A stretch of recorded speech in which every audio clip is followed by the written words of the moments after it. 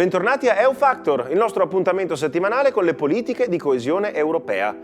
Tra i 5 obiettivi strategici per l'Italia e l'Europa nel periodo 2021-2027 c'è anche l'inclusione, e inclusione vuol dire tante cose. Inclusione significa, ad esempio, parità di genere, un tema molto importante, anzi tra i centrali, in vista dell'immediato futuro, un obiettivo che viene percepito come raggiungibile. Parità di genere può significare anche parità di genere sul lavoro, nelle opportunità professionali e nei salari, un tema che è diventato di stretta attualità anche in Italia negli ultimi 2 anni e nel quale va detto che non ce la caviamo male, siamo il 4º miglior paese d'Europa. Nonostante questo, ogni sforzo va prodotto per cercare di raggiungere una parità ancora più completa e allora cominciamo questa puntata giocando in casa e spostandoci all'Assemblea regionale dell'Emilia-Romagna, a Bologna, dove è stata ospite la commissaria europea per l'uguaglianza Elena Dalli.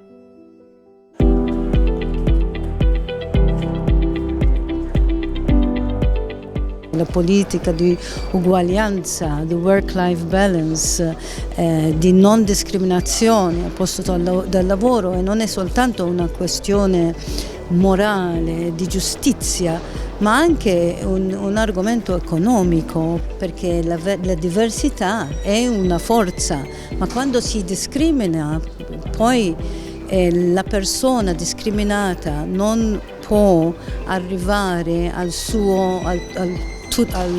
pieno potenziale, allora perdiamo molto talento.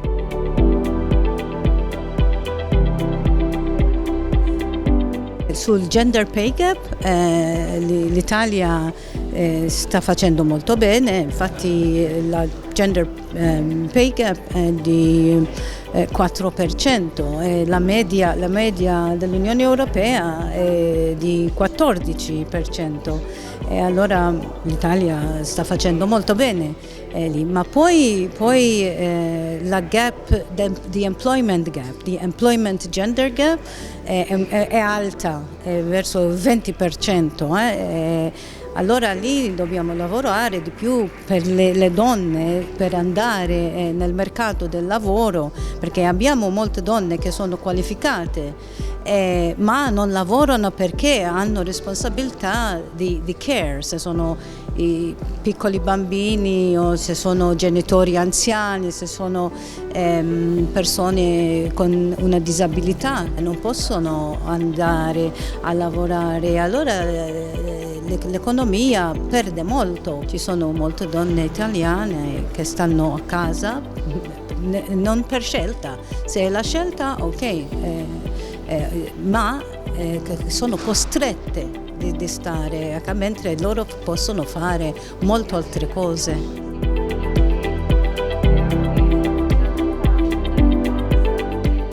Siamo la regione che ha il tasso di occupazione femminile più alto a livello nazionale, siamo la regione che prima di altre ha una legge quadro sulla parità e ha messo in campo un piano regionale antiviolenza. Certo, sono risultati importanti, ma non bisogna fermarsi, perché la strada, il percorso è ancora lungo, come tra l'altro ci viene raccontato anche dall'attualità, e quindi noi vogliamo continuare questo impegno e confrontarci con la commissaria Dalli. È un'opportunità, è un'occasione proprio per andare a rinsaldare e a migliorare le buone prassi. Ma inclusione significa anche tante altre cose, ad esempio significa accoglienza, significa barriere che cadono, capacità di capirsi, e da questo punto di vista, da quando sono cadute le barriere fisiche, le frontiere in Europa, e da quando è stato fatto un grande sforzo anche economico per favorire l'apprendimento delle lingue dei nostri cugini delle altre nazioni europee, ogni grande città, ogni media città e anche molte piccole città sono diventate delle magnifiche babele nelle quali si parlano un po' tutte le lingue, magari non tutti le parlano benissimo, ma c'è sempre qualcuno che può aiutare. Lo sa bene un'associazione che si chiama Modena International Friends, che collabora tra l'altro con l'ufficio Europe Direct di Modena e che organizza eventi molto belli per far incontrare le persone, lavoratori e studenti provenienti dall'estero che a Modena hanno voglia di farsi qualche amico e sanno di poter trovare un luogo in cui le barriere linguistiche verranno superate. Siamo andati a trovarli e ci siamo sentiti anche in dovere di fare un brindisi con loro.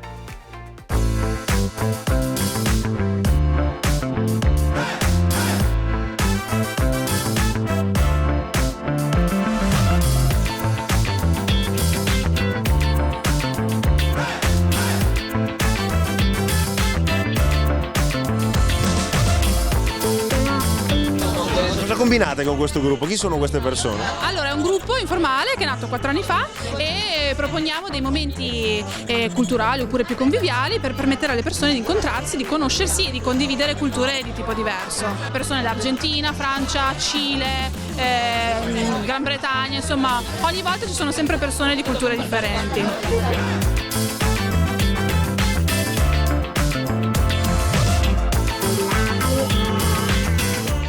A questo tavolo cosa abbiamo? Chi abbiamo? A questo tavolo abbiamo un ragazzo turco, Serdar, una ragazza statunitense che ha vissuto in Germania e adesso si è trasferita a Modena da qualche annetto, direi, e un ragazzo del Cile, vero? Cile. Che sembra gradire la cucina italiana. Esatto, l'aperitivo italiano. Actually work in Sassuolo. I work Lavoro a Sassuolo in una ceramica e vivo qui da 10 anni, Sassuolo, Modena, Bologna. So you speak Italian? Sì, parlo italiano. Allora parli italiano? Sì. Da dove vieni? Sono americana, Di dove? da Minnesota, E che ci fai qua? perché il mio compagno è italiano per l'amore. Sono turco, Parli italiano anche tu? un po'. I'm here for managing one Turkish company which is Sono qui a gestire un'azienda turca che fornisce materie prime per la ceramica. Esteban è un mio cliente.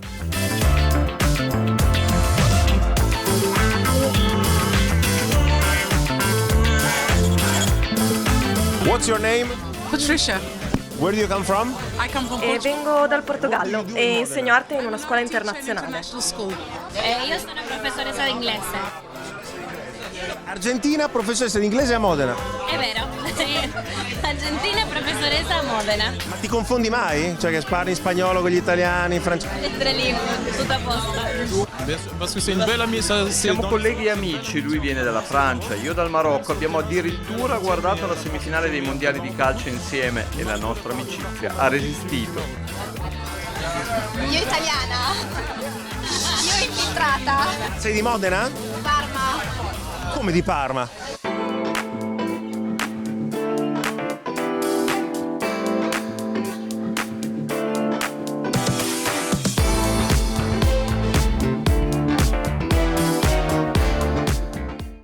Per i suoi obiettivi legati all'inclusione di qui al 2027 l'Italia può investire ben 15 miliardi e mezzo di euro in fondi europei e attraverso la piattaforma Cohesion Open Data dell'Unione Europea possiamo anche andare a vedere come. L'Italia, andiamo a cliccare qui, per la Social Europe ha una quota maggioritaria, sostanzialmente la più grande dei suoi fondi. Si parla in questo caso di una possibilità da parte dell'Italia di risolvere vari problemi sociali, alcuni dei quali riguardano appunto l'inclusione. Troviamo ad esempio, andiamo a fare un elenco puntuale, 2,9 miliardi di euro per l'inclusione scolastica, un tema molto importante, ma anche per l'inclusione professionale, 700 milioni per l'inclusione delle comunità emarginate e così via. Il grafico è navigabile, potete andare a vederlo in ogni dettaglio. Da questo punto di vista c'è anche una missione più grande, forse la più grande nel futuro per l'Unione Europea, proprio incentrata sul tema dell'inclusione in senso politico. Stiamo parlando dell'Ucraina, un paese che ha recentemente fatto richiesta di entrare nell'Unione Europea dopo aver subito l'aggressione militare da parte della Russia, un tema molto complicato e lungo nel tempo, ma per il quale si è già cominciato a lavorare.